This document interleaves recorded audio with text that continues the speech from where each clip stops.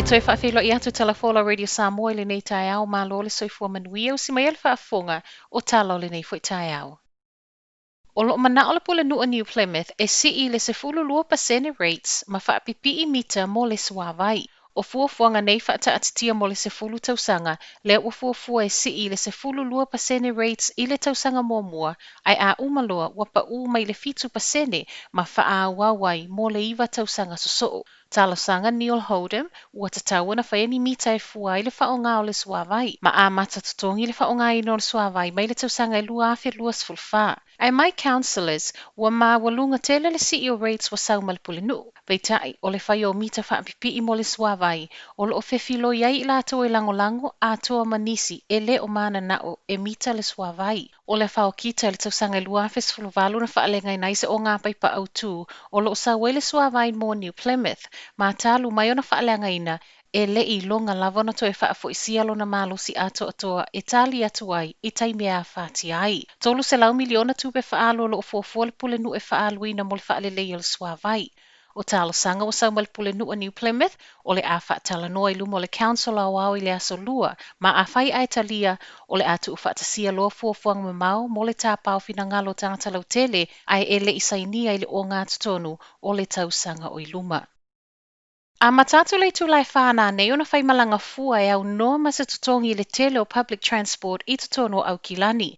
O le whewai ai I trains, basi, ma le tele o waa a matatu le tulai whā se I o lava tai au. Ua toi au mai ai le Auckland Transport e pe ona masani ai I aso wharaile a o loma le wha manatu ino le kerisimasi. O lea ua tolu tausanga tālua nau fwina mai whi malanga inga whaiafua mo public transport I au kilani, ona o le toa telo I latou, o le a ngai mo tā whaonga matango fia le ava malosi.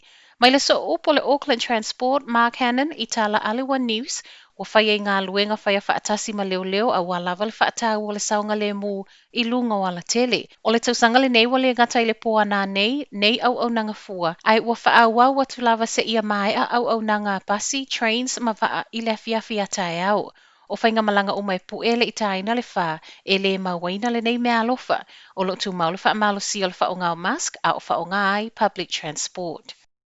Ua whailoa e mātua mawhaia o ngana iei mua mua I la o ngā amata a Peter Patter Education Centre, e whawhanga whanau I mea ai mafuto lou, ta whasi maloka I potu pe a leo sitai. Masina tā luai tāpuni ai mo le tolu vai aso le nei a o ngā amata I mana watu, ai wha ngā sole so e so engal mtanga luenga wa onga, e tūsa mawhaiti o ngā mātua mawhaia onga.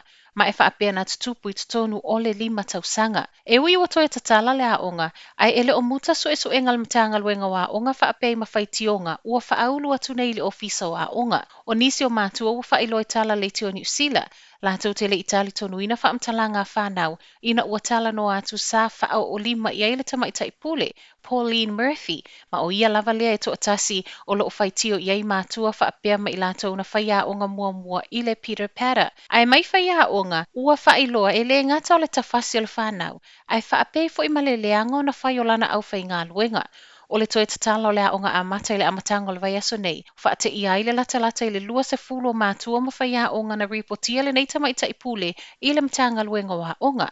Ai mai le matanga luenga o le toe tatala e tu atu I le taimi e toe whaalele ai tūlanga na whaale tonu, ai le I toe a sia mo ilo I longa ale matanga luenga I le masina fou. Tu whatasia tala o le tae au, o lo o alu pe I lunga le whai numero o mātua ma whaia onga o ripotia Pauline Murphy e le ngata I le matanga luenga wa onga. Ai whaapea le whaaulo tangi le ofiso leo leo. E le se ta ingo lea o ngā amata le nei, ma o ngā amata I au kilani lea fo I wase ia laisene o na ole le o le vaainga o le whanau.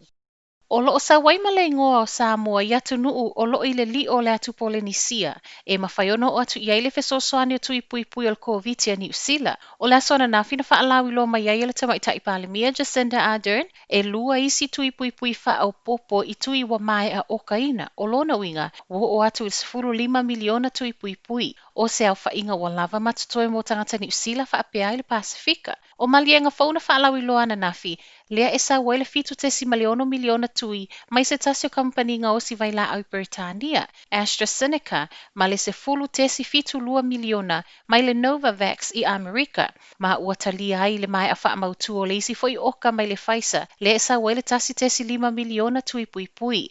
Toi whaamanatu Jacinda, o tangata whai ngā luenga o loo whea ngai mai lātou mai whafo e au whiei mo lātou ainga. O i lātou nei o loo mawalunga le ono la mati o le soifua, ma o le a ave i eile wha mua mua pe ātau no mai tui pui pui.